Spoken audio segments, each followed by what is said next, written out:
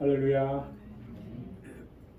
우리 마음을 다해서 거룩하신 하나님께 예배드리겠습니다. 우리 다 같이 기도하겠습니다.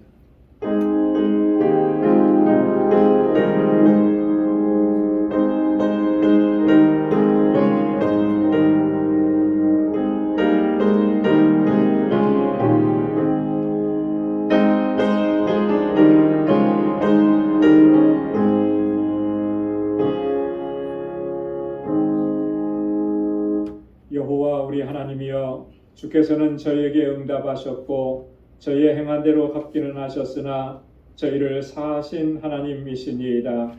너희는 여호와 우리 하나님을 높이고 그 성산에서 경배할지어다. 대저 여호와 우리 하나님은 거룩하시도다. 아멘.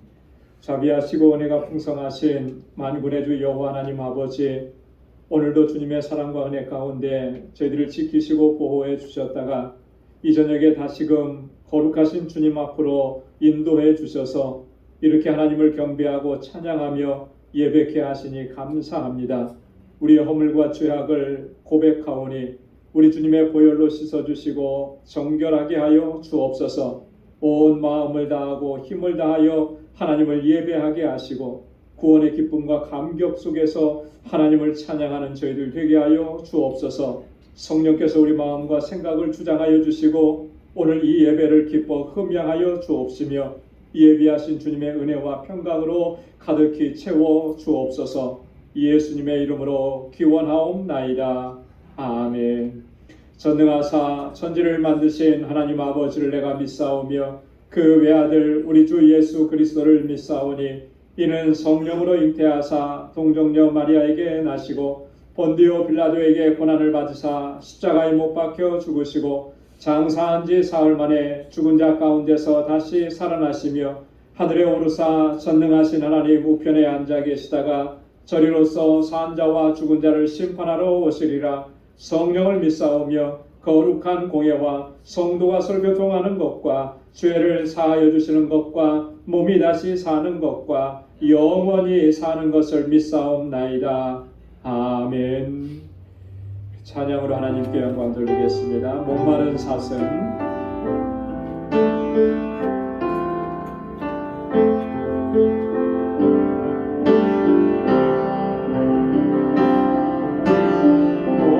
목마른 사슴 시는 물을 찾아 헤매이듯이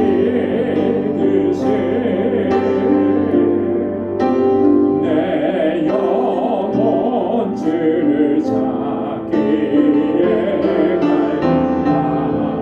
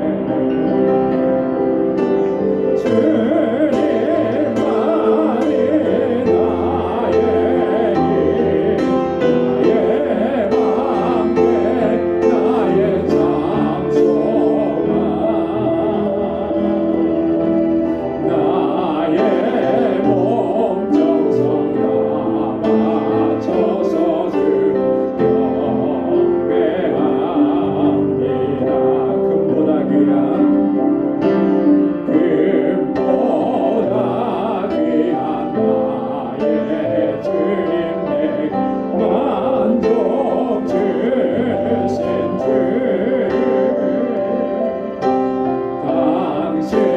당신만이 나의 기쁨도 나의 참음에 주님만이 나의 힘 나의 방패 나의 참소망 나의 몸 정성 다 바쳐서 주님 경배합니다. 아멘. 내 평생 사는 동안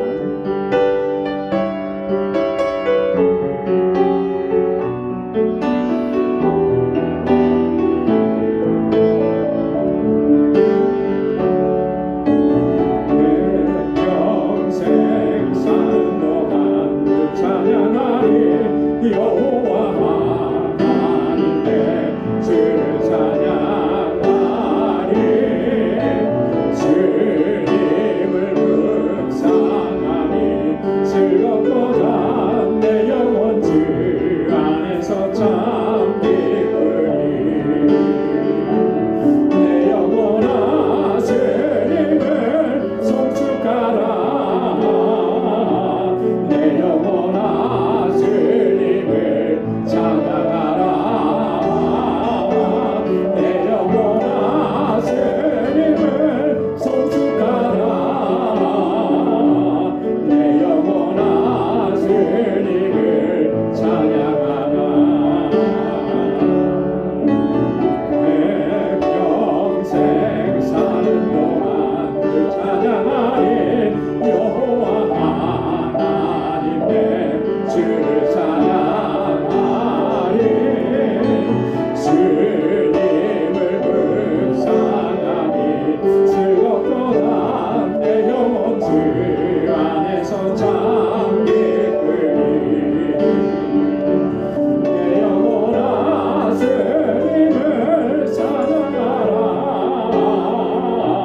내 영혼아 주님을 찬양하라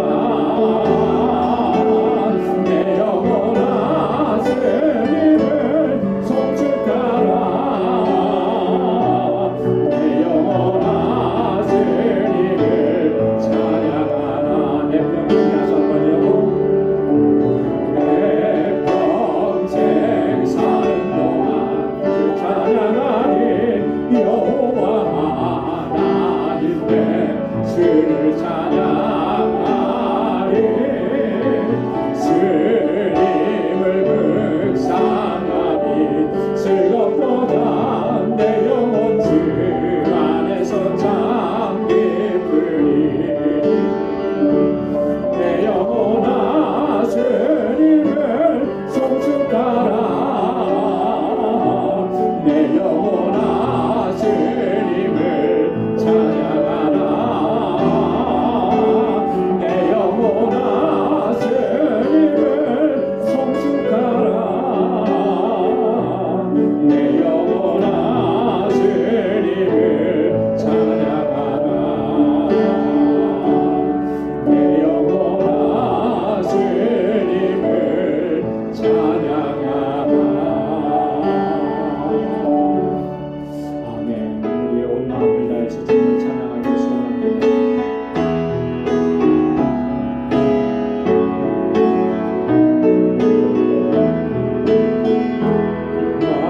왕의 왕 대주께서 왜 고초당했나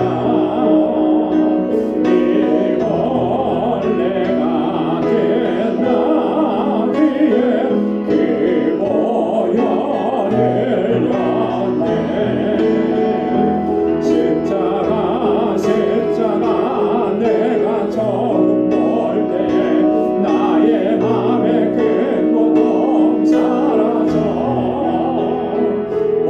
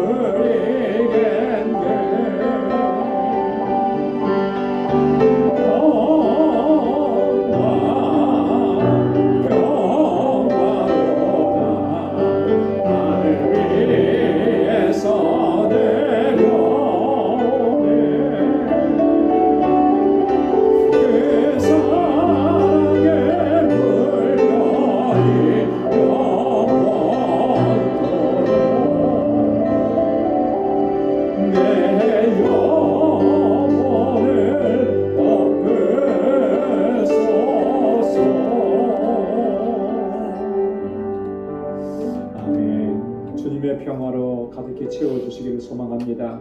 우리 이 시간 나같이 통성으로 함께 기도하겠습니다.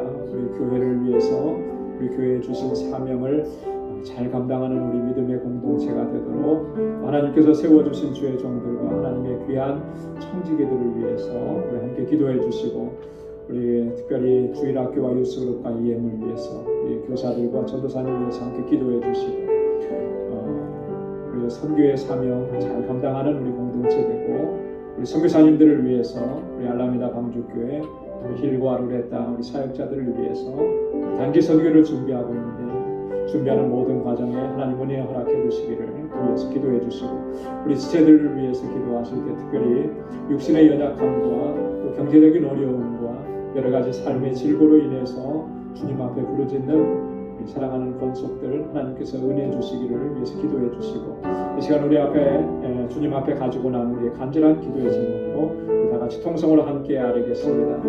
거룩하신 아버지 하나님, 감사합니다. 아버지 하나님, 저희들을 사랑하셔서 아버지 날마다 주님의 은혜 안에 거하게 하시고 날마다 주님의 능력으로 우리를 붙잡아주시면 감사합니다. 구원의 기쁨과 감격으로 하나님을 예배하고 찬양하고 주의 이름을 높이는 저희를 되게 하여 주옵소서. 아버지께서 찾으시는 참된 예배자로 아버지 하나님 이 세상을 살게 하시고, 어디에서나 무엇을 하든지 하나님 주님의 영광을 높이 드러내는 믿음의 권속들이 다 되도록 인도하여 주옵소서. 오늘도 하나님 주님 앞에 불러주셔서 우리 주의 은혜로 채워주시고 권능으로 붙잡아주시고 우리 한 사람 한 사람을 주의 성령으로 충만하게 하여 주옵소서. 우리의 믿음을 더욱 견고하게 하소서. 믿음 안에서 행할 수 있도록 도와주옵소서. 믿음이 없이는 하나님을 기쁘시게 할 수 없다고 말씀하셨습니다. 우리의 믿음을 더욱 견고하게 하소서. 흔들리지 않게 하시고 하나님의 놀라우신 역사를 아버지 바라볼 수 있는 아버지 하나님 귀한 믿음의 눈을 가져주시고 아버지 하나님 견고하게 서서 주님의 뜻을 행할 수 있는 하나님의 신실한 인물들이 다 되게 하여 주시옵소서.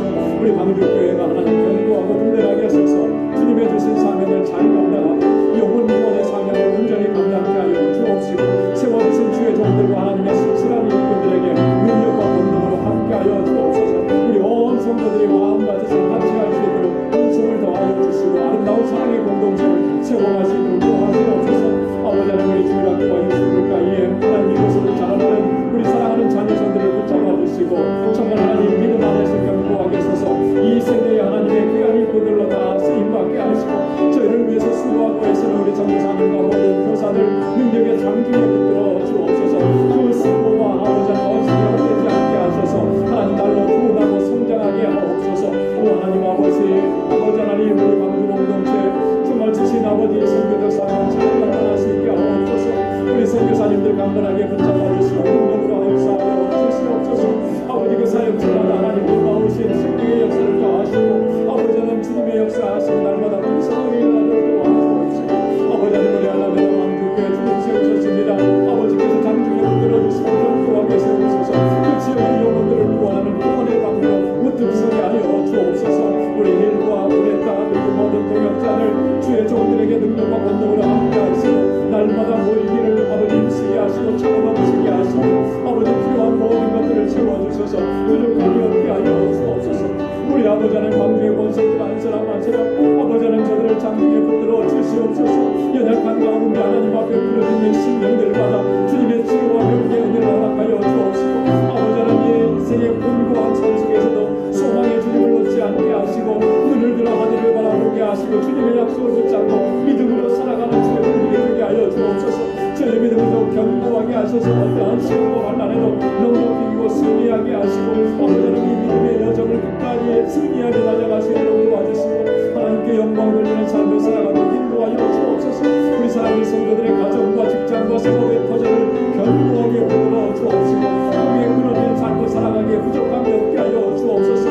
오늘도 하나님 주님 앞에 간절하게 간구하는 기도의 제목마다 하나님의 선하신 응답을 허락해 주시고 주님 앞에 말씀 앞에 세워주셨사오니 주의 말씀으로 오늘 우리를 새롭게 하시고 새로운 결단과 각오로 주님 앞에 서서 믿음으로 나아가는 저희를 되게 하여 주시옵소서. 오늘도 성령께서 함께하여 주시기를 간절히 원합니다. 주님 인도하여 주옵소서. 모든 감사와 영광을 주님 앞에 올려드립니다. 예수님의 이름으로 간절히 기도드리옵나이다. 아멘. 할렐루야. 하나님께서 선하신 응답 허락해 주실 줄로 믿습니다. 이제 우리 함께 말씀을 묵상하도록 하겠습니다. 오늘 함께 묵상할 말씀은 갈라디아서 제5장 1절에서 12절까지 말씀입니다. 갈라디아서 제5장 1절에서 12절까지 먼저 한 절씩 교독하겠습니다. 그리스도께서 우리로 자유케 하려고 자유를 주셨으니 그러므로 굳세게 서서 다시는 종의 멍에를 매지 말라.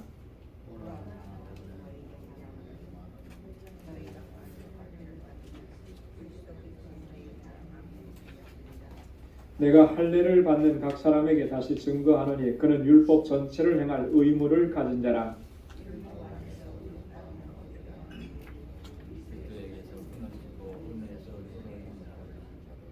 우리가 성령으로 믿음을 쫓아 의의 소망을 기다리노니 그리스도 예수 안에서는 할례나 무할례가 효력이 없되 사랑으로서 역사는 너희가 다름질을 잘 하더니 누가 너희를 막아 진리를 순종치 않게 하더냐. 그 권면이 너희를 부르신 이에게서 나는 것이 아니라 적은 누룩이 온 덩이에 퍼지느니라. 나는 너희가 아무 다른 마음도 품지 아니할 줄을 주 안에서 확신하노라. 그러나 너희를 요동케 하는 자는 누구든지 심판을 받으리라. 형제들아, 내가 지금까지 할례를 전하면 어찌하여 지금까지 핍박을 받으리요. 그리하였으면 십자가에 거치는 것이 그쳤으리니 너희를 어지럽게 하는 자들이 스스로 되어 너희를 원하노라. 아멘. 우리 갈라디아서는 지난주에도 말씀을 드린 것처럼 이 4장까지는 교리적인 측면들을 많이 강조를 했습니다.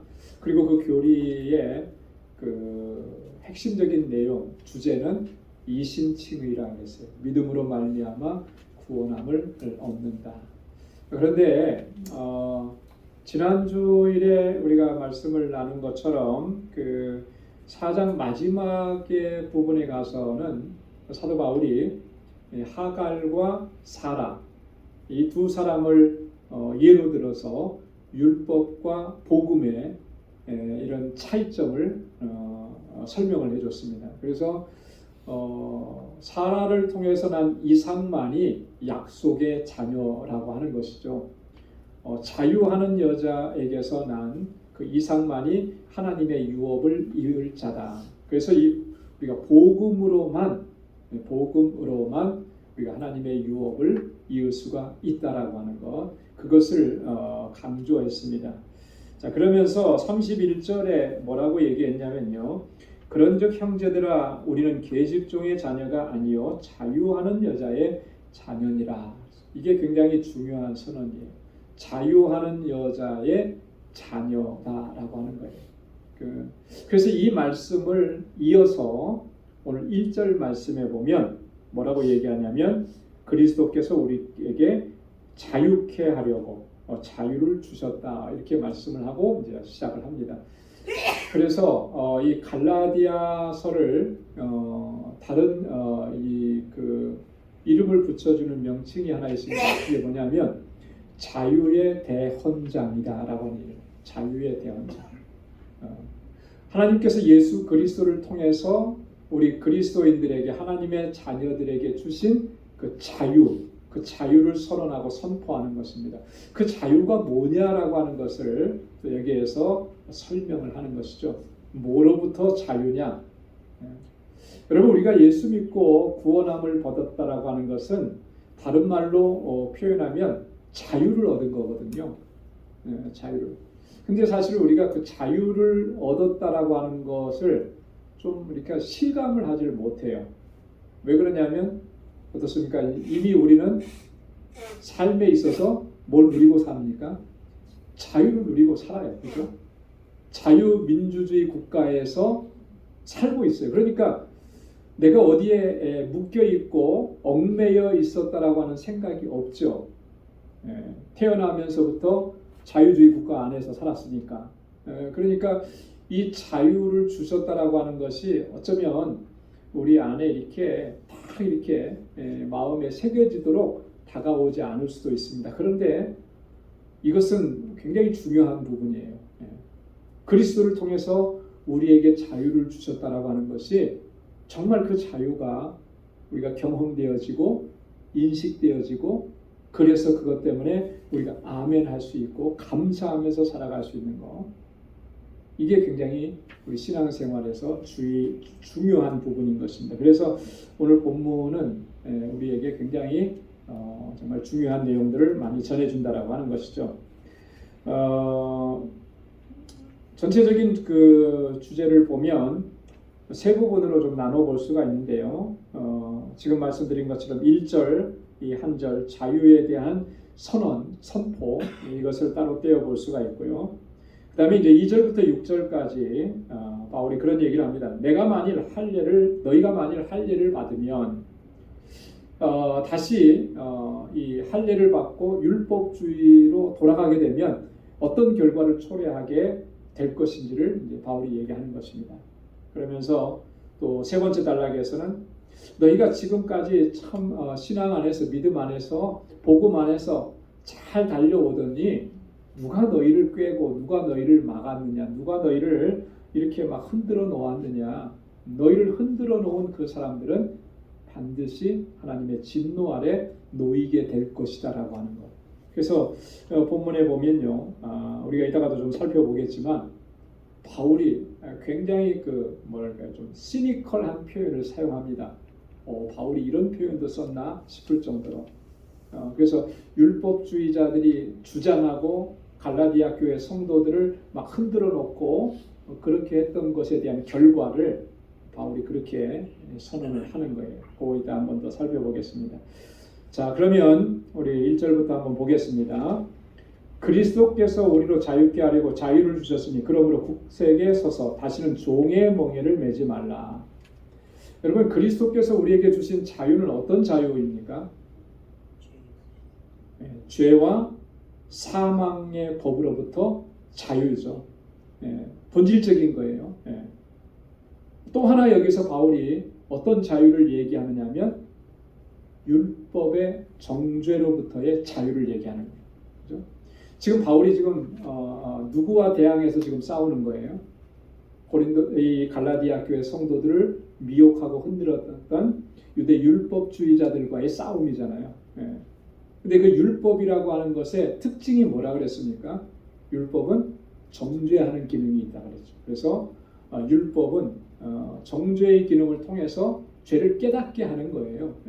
그래서 율법을 정말 진심으로 율법을 대하는 사람은 내가 죄인이고 내가 어찌할 수 없고 내가 답답하고 그래서 견딜 수 없는 그런 마음을 갖게 되는 거예요. 그렇죠? 왜냐하면 내가 그 율법대로 다 지켜 행하지 못했기 때문에. 율법은 그래서 이렇게 얽어매는 기능이 있는 거예요. 여러분, 하나님의 말씀을 우리가 법조문, 명령과 규례들을 참 깊이 묵상하다 보면 뭘 느끼게 됩니까? 자유함이 있습니까?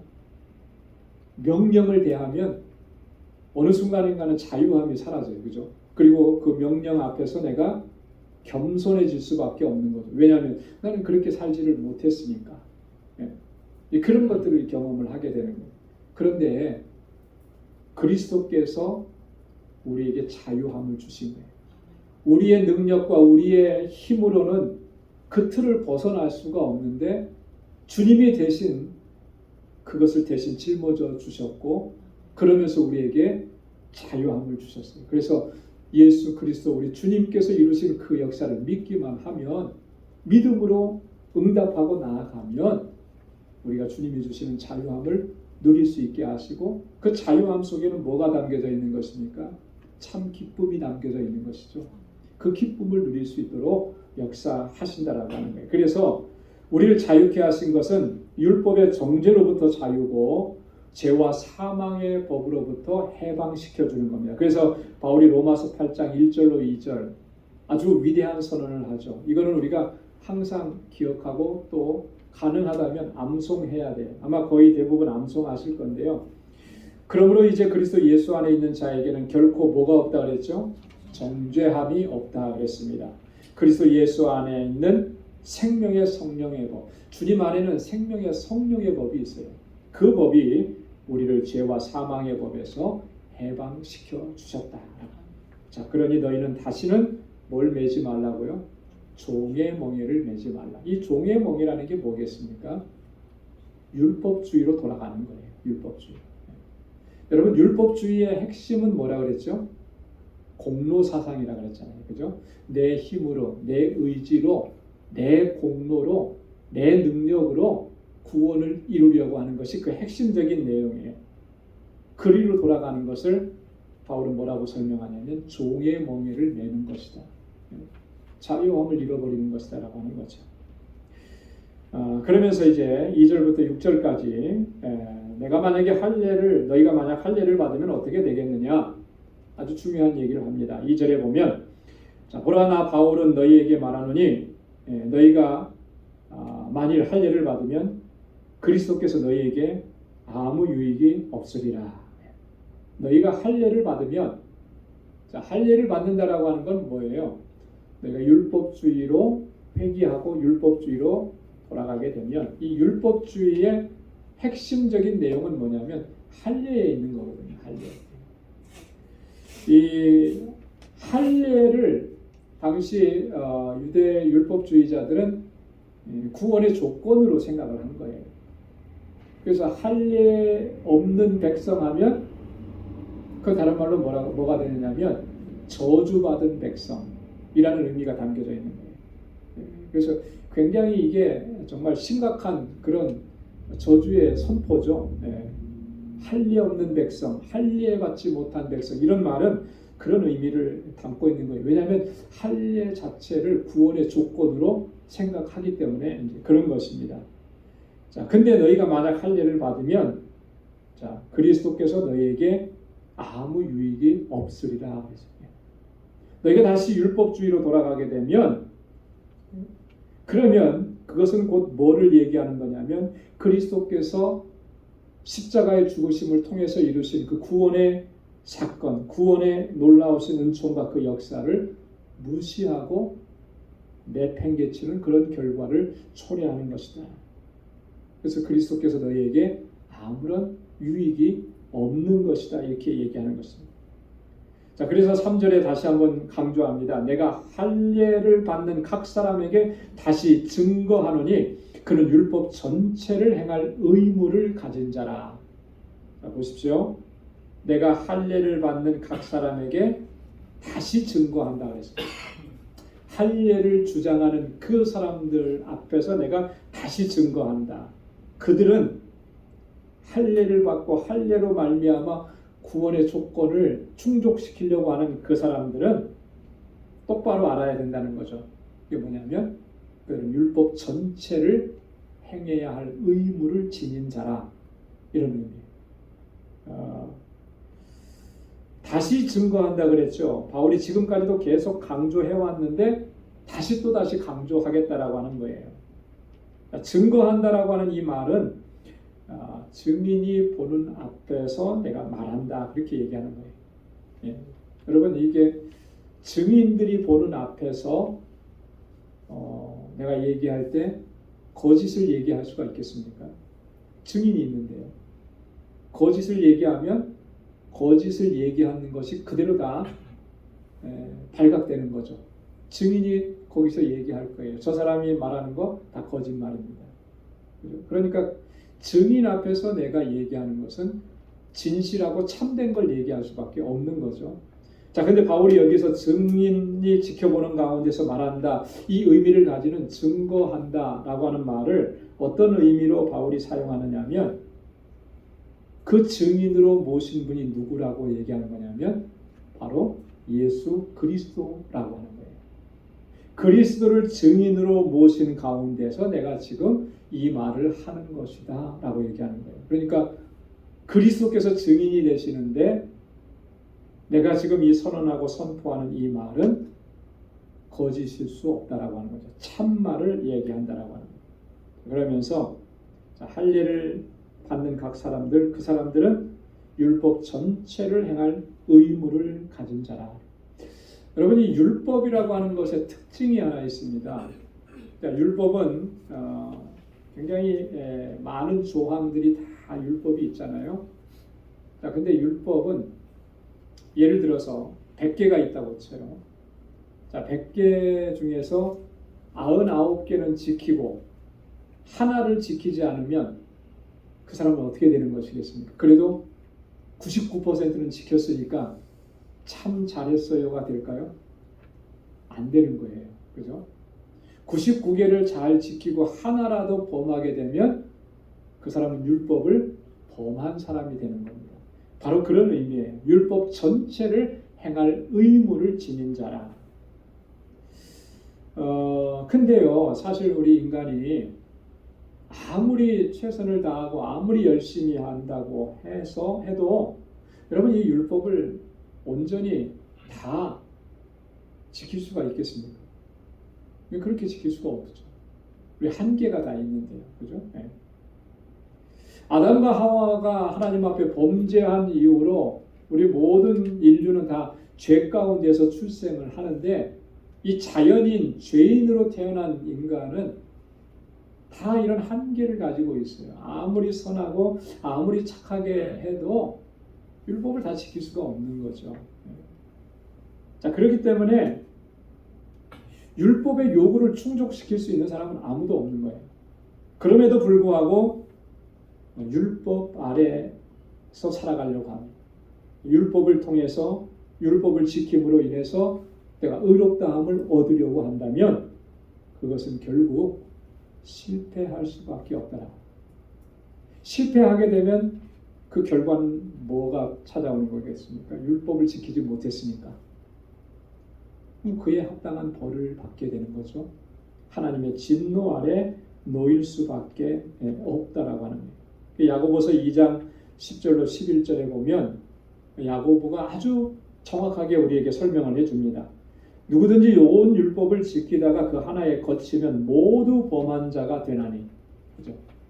율법을 잘 지키다가 하나라도 잘못 지키게 되면 그걸 못 지키면 율법 모두를 범한 것과 똑같다는 거예요.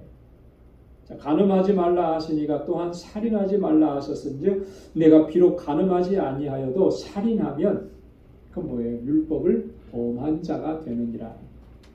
자, 그런데 우리가 율법을 의지해서 의롭다함을 얻겠다? 이건 있을 수 없는 일이라고 하는 거죠. 자, 그래서 4절에 또 이렇게 보다 더 본질적인 얘기를 합니다. 율법 안에서 의롭다함을 얻으려 하는 너희는 그리스도에게서 끊어지고 은혜에서 떨어진 자로다. 아주 분명하게 선언하죠. 율법 안에서 의롭다고 그렇게 그 의로움을 얻으려고 한다면 이미 너희는 그리스도에게서 끊어진 자라. 여러분이 그리스도에게서 끊어졌다라고 하는 이 표현이 정말 뭐랄까요? 비참한 표현 아니겠습니까? 그죠? 우리가 그리스도인이라고 하는 말은 다른 말로 표현하면 그리스도와 연합된 사람이다라고 하는 그런 의미예요. 우리가 그리스도 주님과 연합되는 그 과정을 보면 너무나 신비롭죠. 신비롭고. 그리고 너무나 은혜롭고. 그죠? 내가 어떤 의지로 내 결단으로 주님과 연합되는 관계 속에 들어간 것이 아니라 주님께서 우리를 끌어주시고 불러주셨잖아요. 그래서 그리스도와 함께 죽게 하시고 내 이 자연인이 죽게 하시고 범죄한 죄악 가운데 있는 이 자연인이 죽게 하시고 그리스도와 함께 죽는 거예요. 어디에서 죽습니까? 십자가에서 함께 죽는 거예요.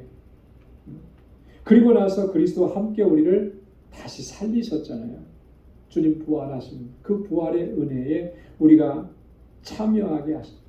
주님과 함께 죽고 주님과 함께 다시 살게 하시는 그게 그리스도와 연합된 그런 신비적인 모습인데 우리가 그래서 그리스도에게 소속되어 있고 그리스도의 소유가 되었고 그래서 그로 말미암아 우리가 의롭다함을 얻고 구원함을 얻은 거예요. 그런데 자 보십시오. 율법 안에서 우리가 의롭다고 함을 얻으면 그 그리스도에게서는 이미 끊어진 자라고 하는 거예요.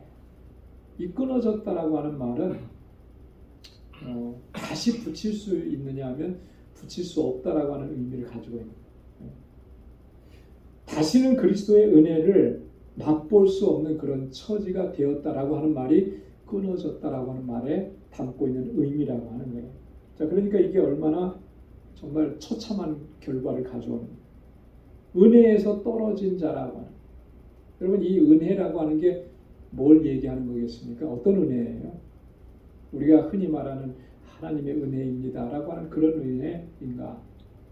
여기서 말하는 은혜는 예수 그리스도의 십자가 구속으로 말미암아 우리에게 주신 은혜. 그 무슨 은혜죠? 구원의 은혜죠. 근데 구원의 은혜에서 어떻게 된 사람이라는 거예요? 떨어진 자라. 무엇을 어떻게 하면? 율법으로 말미암아 의롭다함을 얻으려 하면. 자, 그러니까 율법주의로 돌아가는 거, 내 공로나 내 노력이나 내 힘을 의지해서 구원에 이를 수 있다라고 하는 그런 생각을 조금이라도 한다면 결국 이런 결과를 맞이할 수밖에 없다라고 하는 것이 오늘 바울의 선언인 것입니다. 자, 그러면서 5절과 6절에 보니까 우리가 성령으로 믿음을 쫓아 의의 소망을 기다리노니 그리스도 예수 안에서는 할례나 무할례가 효력이 없되 사랑으로 역사하는 믿음뿐이니라. 아멘. 자, 우리가 의의 소망을 기다린다 그랬습니다. 의의 소망. 근데 의의 소망을 성령으로 믿음을 쫓아서 기다린다. 그렇게 얘기한 거예요. 여러분, 이 의의 소망이라고 하는 것이 뭐겠습니까? 의의 소망. 우리가 살아가는 동안에는 지금 누리고 있는 것들이에요. 예수 그리스도로 말미암아 우리가 의롭게 되고 하나님의 거룩한 백성이 된 것이죠. 자, 그런데 장차 우리에게는 뭐가 주어진 것이겠습니까? 영원하신 하나님의 나라의 유업이 주어진 거예요. 그래서 의의 소망이라고 하는 것은 바로 이것을 얘기하는 거죠. 그래서 우리가 예수 그리스도로 말미암아 의롭다함을 얻고 그 의롭다함을 얻은 백성들이 장차 누리게 되는 것, 그게 뭐예요? 영원하신 하나님의 나라에 대한 유업인 것이죠. 그것을 소망한다. 근데 그 소망은 어떻게? 성령으로 믿음을 쫓아서요. 믿음으로 그 소망을 갖는 거예요. 믿음 안에 있을 때.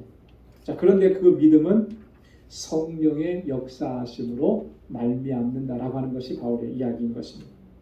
우리의 믿음이라고 하는 것, 성령께서 우리 안에서 역사하셔서 그 믿음이 작동하게 하신 거잖아요. 그죠? 그러니까 우리 안에 계신 찾아오신 성령께서 우리에게 믿음을 허락해 주시고 그 믿음으로 말미암아 우리가 뭘 갖게 된 것입니까? 의의 소망을 기다리는 그런 하나님의 자녀가 되게 하십니다. 자, 그런데 그리스도 예수 안에서는 할례나 무할례가 아무 효력이 없다라고 해요. 이 의의 소망을 기다리는 하나님의 자녀들 안에서는 할례, 무할례 이거 의미가 없다라고 하는 거죠. 오직 사랑으로 역사하는 믿음뿐이다라고 하는 거예요. 이 사랑으로 역사하는 믿음이라고 하는 것은 이런 의미입니다. 예수 그리스도의 사랑을 믿음으로 받아들이는 그것만이 유일한 그런 은혜 안에서 승리의 삶을 살아가는 길이다라고 하는 거죠. 할례나 무할례가 이제는 더 이상 그것이 문제가 되고 그것이 중요한 요소가 되는 것이 아니라고 하는 것. 여러분, 그래서 바울이 실제로 그의 동역자들과의 관계에서 어떤 경우는 할례를 받기도 했어요. 그죠? 성경에 보면 누구에게 할례를 받게 했어요? 바울의 동역자 중에 아주 바울이 가장 아끼는 동역자, 믿음의 아들이라고 불렀던 사람, 디모데죠. 그죠? 디모데에게는 사도행전 16장 3절에 보면 할례를 받게 했습니다. 디모데가 왜 할례를 받아야 했을까요? 그러니까 디모데는 사실 엄마는 유대인이에요. 그죠? 아버지는 헬라인이었어요. 그러니까 나면서부터 할례를 받지 않았던 거죠. 그러니까 바울이 할례를 받게 한 거예요. 할례가 구원의 조건이기 때문에 그렇게 한 게 아니라 당시 유대인들의 어떤 공격과 오해와 그런 비난을 잠재우기 위해서 이제 그렇게 한 거죠.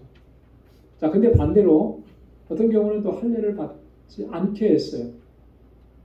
이 사람도 마찬가지로 바울의 동역자입니다. 우리 갈라디아에서 봤죠? 2장에서 누굽니까? 디도예요. 디도는 헬라인입니다. 헬라인. 그죠?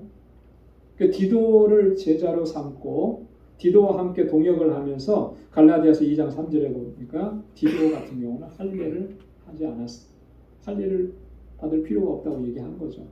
자, 그렇게 하면 사실은 굉장히 공격의 대상이 되죠. 유대 율법주의자들에게. 그러나 반드시 그게 필요한 것이었습니다. 왜냐하면 이 갈라디아 교회 성도들이 지금 어려움을 겪는 게 뭐 때문에 그래요? 유대 율법주의자들 때문에 어려움을 겪고 있기 때문에. 그러나 바울이 이렇게 한 모습을 보면 할례라고 하는 것이 우리 구원과 아무런 관계가 없는 것이다라고 하는 것을 친히 자신의 몸으로 이렇게 또 사역을 통해서 보여주었다라고 하는 것입니다. 그럼에도 불구하고 이런 율법주의로 회귀한다고 하면 그거는 정말 안타깝게도 그 치명적인 그런 결과를 초래할 수밖에 없다라고 하는 것이 바울의 강조점입니다. 자, 그러면서 이제 우리 7절부터 12절까지 말씀을 보면 바울이 조금 더 강력하게 이야기를 합니다. 자, 7절과 8절 말씀에 보면 너희가 다름질을 잘하더니, 여기서 말하는 다름질이라고 하는 건 뭘 말하는 거겠습니까? 믿음으로 달려가는 거죠. 믿음의 여정을 얘기하는 겁니다. 믿음의 여정, 신앙의 여정을 잘 달려가더니 누가 너희를 막아 진리를 순종치 않게 하더냐? 누가 도대체 너희를 막아서서 너희로 하여금 진리를 따르지 못하게 만들었느냐라고 하는, 여기서 말하는 그 막는다라고 하는 말은요, 이런 거예요. 단순히 뭐 방해한다 이런 의미가 아니고 그 의도적으로 끼어들어서 잘 달리고 있는 그 경주자들을 넘어뜨리고 방향을 틀어서 그 정도에서 벗어나게 만든다라고 하는 그런 의미입니다. 전에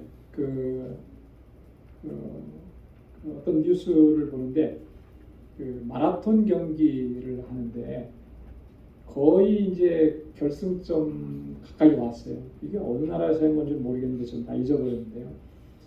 이게 이제 자기네 나라 선수가 1등으로 안 달려오니까 관중 중에서 한 사람이 뛰쳐나가 버린 거예요. 그래서 1등으로 달려오는 사람을 몸으로 밀치고 막아서 이렇게 넘어뜨리고 그런 거예요. 결국 그래서 그 사람이 넘어지고 그러니까 마라톤이 거의 다 뛰었는데 2시간 넘게 뛰었는데 한번 그런 일을 겪으면 다시 달리기가 힘들잖아요. 결국은 그래서 그 사람이 1등을 못하고 그 뒤에 따라오던 사람이 이제 1등을 한 거예요. 그런 모습을 보면서 야, 어떻게 저런 일도 있을 수가 있나. 근데 그런 현상인 거예요. 잘 달리고 있는데 누군가가 탁 들어가서 그 사람을 밀치고 방해해서 더 이상 못 달려가게 만드는 것. 그게 지금 바울이 여기서 표현하는 겁니다. 누가 너희를 막아 너희로 하여금 진리를 순종치 않게 하더냐. 누가 그렇게 한 겁니까? 바울이 여기서 염두에 두는 사람들은 유대 율법주의자들을 얘기하는 것이죠. 자, 그러면서 그 권면이 너희를 부르신 이에게서 난 것이 아니라, 저들이 하는 그 말이 너희를 부르신 이 예수 그리스도를 통해서 주신 말씀이 결코 아니다라고 하는 거예요. 여기 보면은 권면이라고 하는 말, 우리말로는 권면이라고 이렇게 말을 했습니다. 그러니까 조금 권면한다라고 하니까 좀 어떤 의미가 다가오냐면 뉘앙스가 긍정적인 뉘앙스가 이게 다가와요. 그죠? 권면이라고 하는 말 속에 권면은 어떨 때 하는 겁니까? 좀 잘 되도록, 그죠? 열심을 내도록, 힘을 내도록 그렇게 인커리징 하는 게 권면이잖아요. 근데 사실은 여기에 이 권면이라는 말을 원어인 헬라어에는 조금 달라요. 조금 다른 게 아니라 많이 다릅니다. 페이스모네라고 하는 헬라어를 사용했다고 그러는데 이 말은 우리가 생각하고 있는 그런 권고, 권면이 아니라 교묘한 술책이라고 하는 그런 의미가 담겨져요. 자, 그러니까 저들이 하는 그 권면이라는 말은 저들이 하는 그 교묘한 술책은 이런 뜻이에요. 자, 그래서 진리에서 벗어나게 만들고 복음에 순종하지 못하게, 그러니까 유대 율법주의자들이 얼마나 교활한지를 단적으로 보여줍니다. 이게 바울이 사실 다른 서신서에 보면은 권면이라는 말을 종종 쓰거든요. 근데 그때 사용하는 권면은 본래 이렇게 파라클레시스라고 하는 거예요. 이 파라클레시스라고 하는 말은 위로한다라고 하는 그런 의미예요. 근데 바울은 권면을 주로 그렇게 사용을 했습니다. 그래서 사실 여기에서 말하는 그 권면은이라고 하는 말은 사실 이 권면이라고 쓰는 것보다는 오히려 저들의 교활한 술책은 뭐 이렇게 써야 의미가 더 정확하게 오는 거죠. 저들이 왜 그런 교활한 술책을 쓰겠습니까? 진리에서 벗어나서 넘어지게 만들려고 그렇게 했다라고 하는 거죠. 자, 그래서 9절에 보니까 적은 누룩이 온 덩이에 퍼지느니라. 저들이 저렇게 한 행위는 작은 것 같지만 그것은 마치 뭐와 같다는 거예요? 누룩과 같다. 누룩이라고 하는 것의 이 성질이 뭡니까? 누룩은 부풀게 하는 거죠. 확장시키는 거예요. 근데 이제 누룩을 우리가 성경에서는 누룩이라고 하는 말을 좋은 의미로 쓸 때도 있지만 대부분의 경우 좋지 않은 의미로, 부정적인 의미로 사용을 합니다. 예수님께서도 그렇게 말씀을 하셨고 또 사도 바울도 이 누룩의 의미를 그렇게 사용을 한 거예요. 누가복음 12장 1절에 보니까 바리새인들의 누룩을 주의하라 그랬어요. 그 누룩은 곧 뭐라고 했냐면 외식이다 그렇게 얘기하는 거죠. 그게 얼마나 그 부풀려지고 확장되어져서 부정적인 영향을 끼치는지를 이렇게 설명을 하신 거죠. 고린도전서 5장 6절에도 보면 바울이 고린도 교회 성도들의 음행의 문제를 다루면서 거기서 뭐라고 얘기하냐면 적은 누룩이 온 덩이에 퍼지는 것을 알지 못하느냐. 이게 뭘 염두에 두고 얘기하는 것이냐면 고린도 교회가 참 문제가 많은데 그 중에 하나가 뭐냐면 음행의 문제를 방치하는 거죠. 어느 누구도 그거를 성도들 안에 그 문제가 있는데 그것이 정말 이 공동체를 치명적으로 만들어 가는데도 어느 누구도 그걸 해결하려고 하지 않는 거예요. 그래서 바울이 이렇게 얘기하는 겁니다. 적은 누룩이 그거 아무것도 아닌 것이라고 여러분들 그렇게 생각할지 모르지만 그렇지 않다라고 하는 거예요. 전체를 다 퍼져나가서 공동체를 위험하게 만든다라고 하는 거죠. 그거를 바울이 지적하면서 이렇게 표현을 했어요. 그러니까 누룩이라고 하는 것은 이런 부정적인 의미로 많이 사용하는데 바울이 똑같은 얘기를 하는 거예요. 적은 누룩이 온 덩이에 퍼지지 않느냐. 율법주의자들이 하는 그 작은 그 한마디 말, 저들이 권면했다라고 하는 그 말 한마디, 그것이 작은 것 같지만 결국은 이 공동체를 정말 다 이렇게 부패하게 만들고 썩어지게 만들고 그리스도의 은혜에서 떨어지게 만드는 그런 위험이 있다라고 하는 것, 그걸 강조하는 것. 자, 그런데 10절에 보니까 나는 너희가 아무 다른 마음도 품지 아니할 줄을 주 안에서 확신하노라. 바울이 갈라디아 교회 성도들에 대한 어떤 믿음, 확신을 지금 설명하는 거예요. 너희가 아무 다른 마음도 품지 않을 줄을 내가 확신한다. 이 다른 마음이라는 게 뭐겠습니까? 여기서 말하는 다른 마음이라는 게 율법주의로 회귀하는 것. 율법주의자들이 저렇게 선동하고 주장하고 이렇게 이야기하는 것에 동조하지 않고 흔들리지 않을 줄을 내가 주 안에서 확신한다. 자, 그러나 너희를 요동케 하는 자는 누구든지 심판을 받으리라. 갈라디아서에 오면은 바울이 굉장히 어조가 강했잖아요, 그죠? 갈라디아서 우리가 처음 시작할 때 어떤 바울의 표현을 우리가 읽었습니까? 다른 복음을 전하는 자는 저주를 받을지어다. 하늘에서 온 천사라 할지라도 우리가 전한 복음 외에 다른 것을 전하면 저주를 받을지어다. 다른 복음은 없다. 이렇게 단호하게 얘기를 했거든요. 자, 이렇게 단호하게 얘기하는 것 자체가 뭘 의미하는 겁니까? 그만큼 이게 심각하고 중요한 문제라고 하는 거예요. 우리가 신앙생활 하면서도 정말 말씀 안에 우리가 온전히 거하고 있는지, 진리 안에 바르게 서 있는지를 우리가 늘 살펴야 하는 것입니다. 그거 바로 살피지 않으면 우리가 신앙생활 열심히는 했는데 열심히 한 만큼 전혀 엉뚱한 곳에 가서 서 있을 수가 있는 거예요. 우리가 어떤 길을 가다가 지금이야 내비게이션이 길을 잘 가르쳐 주잖아요. 근데 이 내비게이션 없었을 때는 뭘 보고 갔죠? 지도 보고 간 거예요. 그래서 저는 그때 생각하면 지도를 보고 가기는 가는데 이 길이 정말 제대로 가고 있는가 늘 걱정이더라고요. 근데 걱정인 게 왜냐하면 엉뚱한 길로 가면 미국이라고 하는 나라는 너무나 크니까 그렇게 한 2-3시간 가다 보면 다시 제 길을 찾아가려고 하면 그보다 몇 배의 시간이 걸리는 거죠. 그러니까 제 시간에 도착을 못하는 거예요. 여러분 우리가 신앙생활도 마찬가지입니다. 우리 신앙생활의 그 내비게이션은 뭐겠습니까? 하나님의 말씀인 거죠. 하나님의 말씀. 항상 내비게이션을 켜놓고 우리가 목적지를 향해서 가잖아요. 마찬가지입니다. 우리가 신앙의 여정의 마지막 목적지는 하나님께서 우리에게 예비해 놓으신 영원한 유업이 있는 그 하나님의 나라입니다. 거기까지 가는 목적지를 설정하고 그리고 그 목적지를 따라서 가야 되는데 그렇게 갈 수 있게 하는 게 하나님의 말씀인 거예요.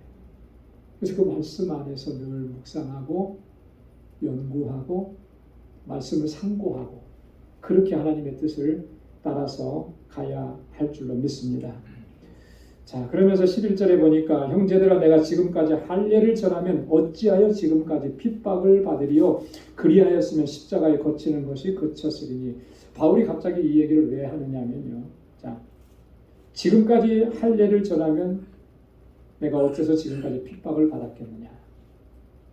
왜 이런 얘기를 하게 되냐면 유대 율법주의자들이 바울이 전하는 복음, 바울에게 영향을 받았던 그리스도인들을 흔들어 놓기 위해서 그리고 자신들이 전하는 이 율법주의 할례를 받아야 된다라고 하는 것을 강조하기 위해서 무슨 얘기를 했냐면 이런 소문을 낸 거예요.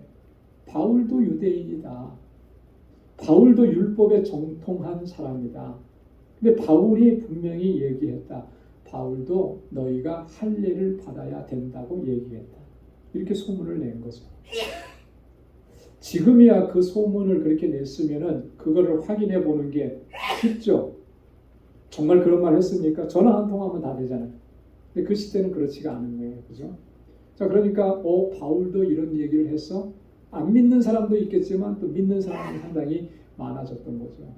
그래서 바울이 그 얘기를 하는 거예요. 자, 내가 만약에 할례를 받아야 된다고 그걸 허용했다면 내가 지금까지 왜 유대인들에게 핍박을 받겠느냐. 저들이 하는 그 말은 참이 아니고 거짓이다라고 하는 걸 강조하는 것입니다. 그러면서 바울이 12절에 그렇게 얘기해요. 너희를 어지럽게 하는 자들이 스스로 베어버리기를 원하노라. 이게 무슨 말일까요? 너희를 어지럽게 하는 자, 누구를 가리키는 거죠? 할례를 주장하는 율법주의자들이에요. 스스로 베어버리기를 원하노라. 이게 무슨 말이에요? 할례를 받는다는 것은 우리가 할례가 뭔지 알죠, 그죠? 네. 그런데 그렇게 할례를 행하는 그런 것 정도가 아니라 아예 그냥 거세를 해버리는 게 그런 게 좋겠다. 너희가 정말 스스로 거세를 해버리는 것을 원한다. 이렇게 얘기를 한 거예요. 그러니까 바울이 얼마만큼 이 유대 율법주의자들의 그 주장과 그들을 말하는 그런 내용들이 얼마나 이게 심각하고 거기에 대해서 바울이 얼마나 정말 분노하고 있는지가 여기에 잘 드러나 있는 것입니다. 자, 이렇게 하면서 율법주의로 돌아가는 것 절대로 그렇게 있어서는 안 된다라고 하는 것을 강조합니다.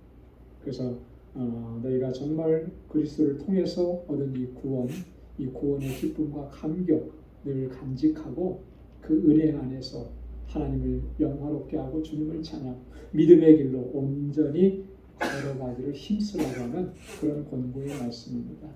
저와 여러분들도 이 말씀을 늘 기억하면서 나의 공로, 나의 의지, 또 혹은 행여라도 조금이라도 내 어떤 그 노력이라든지 내 공로로 뭔가를 얻으려고 하는 그런 이런 어떤 자세를 버리고 오직 주님의 은혜에 의지해서 또 그 은혜에 감사하면서 또 그렇게 기쁨으로 주님을 섬길 수 있는 우리 모두가 될 수 있기를 주님의 이름으로 축원합니다. 기도하겠습니다. 하나님 아버지 감사합니다. 오늘도 귀한 말씀으로 하나님 저희들에게 또 깨닫게 해주시고 우리의 믿음의 모습을 다시 한번 돌아볼 수 있도록 은혜해 주셔서 감사합니다. 나는 아무 공로 없으나 주님께서 나를 구원해 주셔서 하나님의 자녀가 되게 하셨습니다.